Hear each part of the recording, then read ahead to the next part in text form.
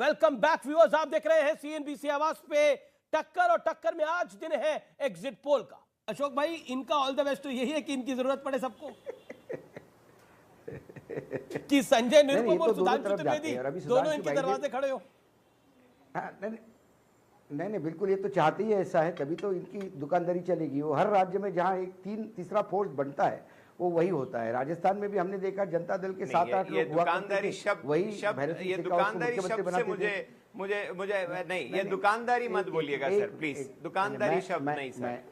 हमने आपको कर्नाटक के जनता के लिए हमने जो योगदान दिया है देवेगौड़ा कुमारस्वामी ने, इसके बारे में अगर आपको चाहिए तो डिबेट कर लेंगे सर। दुकानदारी शब्द नहीं सर, नहीं सर। नहीं, मैं अभी मैंने कहा ना, आप कई शब्दों का चयन करते हैं। कई बार आपने भी कहा कि डीके शिव कुमार आए थे। मैंने तो नहीं बोला डीके शिव कुमार को बदनाम करने के लिए। क्या आपने सुपारी लेके रखी है दूसरे नेता की, कांग्रेस की, जो डीके शिव कुमार का नाम ओपन किया? ये तो मैंने नहीं कहा। आपने अपने विचार रखे, मुझे रखने दीजिए। अभी संजय भाई हमारे निरुपम जी बड़े भाई है, मैंने ये नहीं कहा कि उनकी जानकारी कमजोर है। मैंने कहा कि रूरल एरिया में, आपने अभी कहा कि बेंगलोर में रोड शो हुआ लेकिन इतनी सीटें दिखाई दे रही है, तो शहर में बजरंग बली का नाम, मैंने पहले भी कहा था कि 30 से 32% युवा जो है उसे ना बजरंग से मतलब है, ना उसे किसी दूसरे चीज से मतलब है। उसको चाहिए करप्शन कम चाहिए और लॉ एंड ऑर्डर चाहिए, ताकि वो सुख शांति से जिए। बेंगलोर और कर्नाटक की पढ़ा लिखा तबका है। लेकिन जो सुधांशु भी कह रहे थे कि भाई येदियुरप्पा हमारे इतने सालों से पुराने नेता हैं, उसी येदियुरप्पा को अलग पार्टी बनानी पड़ी। क्यों बनानी पड़ी? उन्हीं येदियुरप्पा को मुख्यमंत्री पद से क्यों हटाया गया? यदि उनकी उम्र ज्यादा थी तो फिर अभी चुनाव में क्यों लड़ाया गया उनको? बार बार इतना सबसे ज्यादा काम उन्होंने किया। तो ये हर राजनीतिक दल में ये होता है, और इस बार सबसे ज्यादा विद्रोह बीजेपी को हुआ है।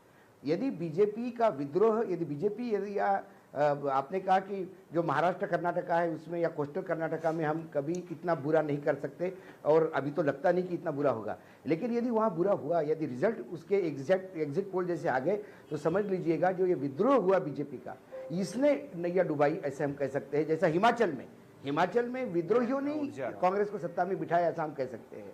तो ये ऐसी कई चीजें हैं। फिर सुधांशु जी ने ये भी कहा कि अभी तक वो देवगौड़ा जी के खिलाफ क्या क्या बोल रहे थे, फिर साथ हो जाते हैं। वो आप भी चौटाला जी के खिलाफ बहुत कुछ बोल गए थे हरियाणा में, आप भी साथ हो गए। राजनीति में अब नैतिकता रही कहाँ? राजनीति में तो सत्ता का समीकरण और आंकड़ों का गुना भाग होता है, जिसमें सब चल जाता है। वो तो फिर सब एक दूसरे को गले लगते हैं। तो आप आज किसी को सांप कहो, फिर किसी को सांप को गले लग जाओ, कुछ भी बताओ हो सकता है राजनीति में। और हमने तो ये लगातार देखा है राज्य में। ठीक है, सुधांशु जवाब लेते हैं। देखिए, समय की पाबंदी है। Sudhanshu 40 second reply, then Ramkripal ji. देखिए, मेरा कहना है कि मतदान अब समाप्त हो गया है, तो हम लोगों को आरोप प्रत्यारोप से बाहर आ जाना चाहिए और एक यथार्थ की स्थिति कुल मिलाकर सारे पोल्स ऑफ पोल्स में जो दिखाई पड़ रही है वो दिख रही है कि भाजपा बेहतर कर रही है, परंतु कुल मिला के आपके में कांग्रेस आगे दिखाई जा रही है। तो मैं यह भी याद दिलाना चाहता हूं कि 2018 का जो पोल ऑफ पोल्स था, यदि वो आप निकाल के देख लें तो उसमें भारतीय जनता पार्टी को उस समय 89 सीट्स दिखाई गई थी कुल मिला के, सारे पोल्स से मिला के, और कांग्रेस पार्टी को 105 सीटें दिखाई गई थी, और जनता दल को 28 से 30, और जेडीएस को 38 आई थी, भाजपा को 105 आई थी और कांग्रेस को 79 आई थी। क्योंकि पिछली बार भी ऐसा ही था, कुछ पोल्स एक को दिखा रहे थे, कुछ हो। इसीलिए मैं ये कह रहा हूं कि अगर कांग्रेस की सरकार थी, बीजेपी उसके खिलाफ लड़ की, इस बार बीजेपी की सरकार है, तो उसका एक इंपैक्ट पे हो रहा है या डिस्टेंस पे हो रहा है, उसका एक इंपैक्ट पड़ सकता है। ओके, रामकृपाल जी। देखिए, मैं बार बार एक बात कह रहा था शुरू में, अगर कांग्रेस 113 का मैजिक फिगर नहीं क्रॉस कर पाई तो ये तय जान लीजिए, जैसा तनवीर भाई ने कहा, उन्होंने जिस तरह से कहा कि कांग्रेस ने अपना नुकसान किया है, उसका बीजेपी को फायदा मिला है। टोन आप बिल्कुल अच्छी तरह देख लीजिए।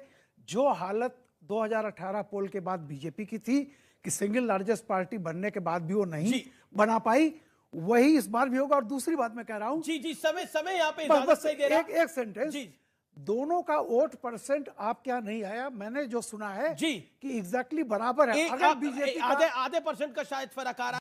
फिलहाल सीएनबीसी आवाज की टक्कर को यही समाप्त करते हैं, लेकिन एग्जैक्ट पोल तो 13 मई को आएगा। लेकिन एग्जिट पोल कांग्रेस को हल्की बढ़त, मामूली बढ़त जरूर दे रहे हैं, लेकिन बीजेपी कह रही है कि हमें बढ़त मिलेगी, लेकिन सुपर कॉन्फिडेंट जेडीएस है, वो कहती है हर हाल में मुख्यमंत्री हमारा बनेगा। फिलहाल इतना ही। गुड नाइट, नमस्कार।